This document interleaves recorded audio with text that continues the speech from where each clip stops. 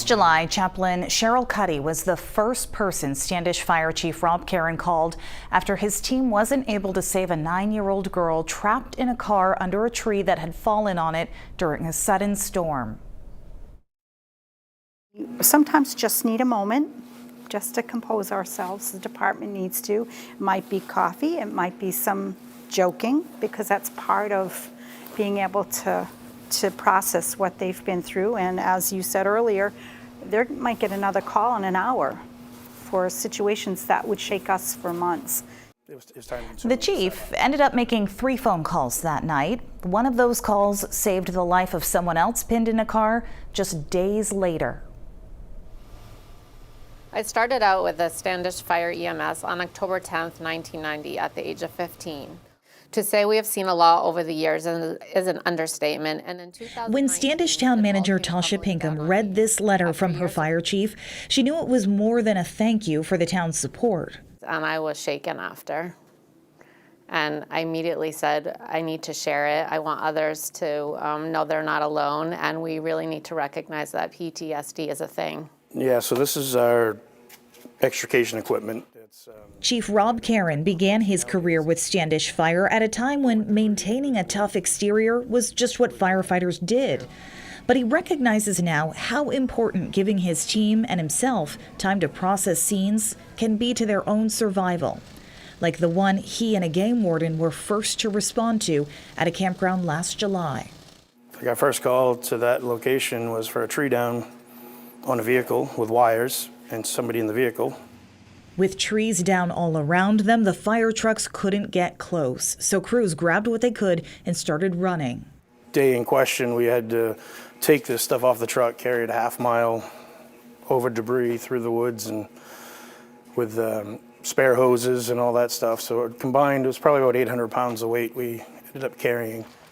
9-year-old Hallie Oldham was pinned in her family's car under a massive pine tree. People at the campground, including her family, were desperately working to cut the tree to get it off, while fire crews worked to fire up an old gas-powered generator to get their extrication equipment working. But that was also an uphill battle.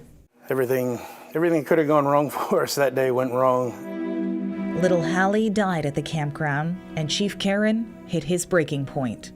We carried her to the ambulance. I just, kind of remember grabbing her foot and, apologizing because I'm not able to do anything. And at that moment, I just lost it. And has that ever happened on a call? Nope. To you?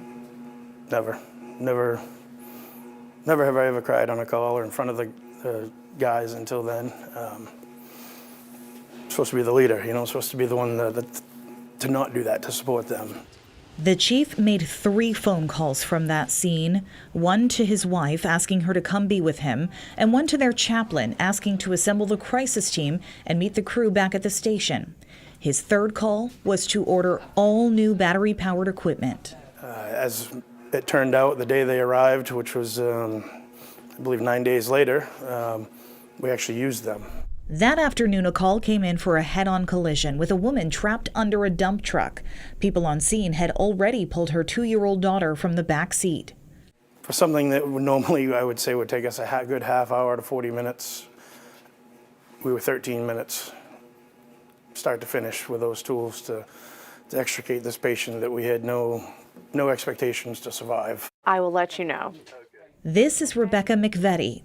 I will put you on the list. I did get a head injury. Something went through my head. We don't really know what it was, but it missed my eye. So, and I broke both of my legs. McVetti not only survived, she came back to thank the crew that undoubtedly saved her life and protected her daughter. Because I don't think I had another hour to be on this earth. Chief Karen still thinks about Hallie Oldham, that 9-year-old girl they couldn't save last July. He said so in the letter to his town manager. But now he also thinks of that 3rd phone call from the scene and the good that came from it. There's no doubt in my mind that this lovely lady is only alive today because a beautiful 9-year-old little princess didn't make it. So Hallie Oldham's family has started a Facebook page to honor the 9-year-old girl. It's called Keeping Kindness for Hallie. They encourage everyone to pass along acts of kindness and to share those that you've received on that Facebook page.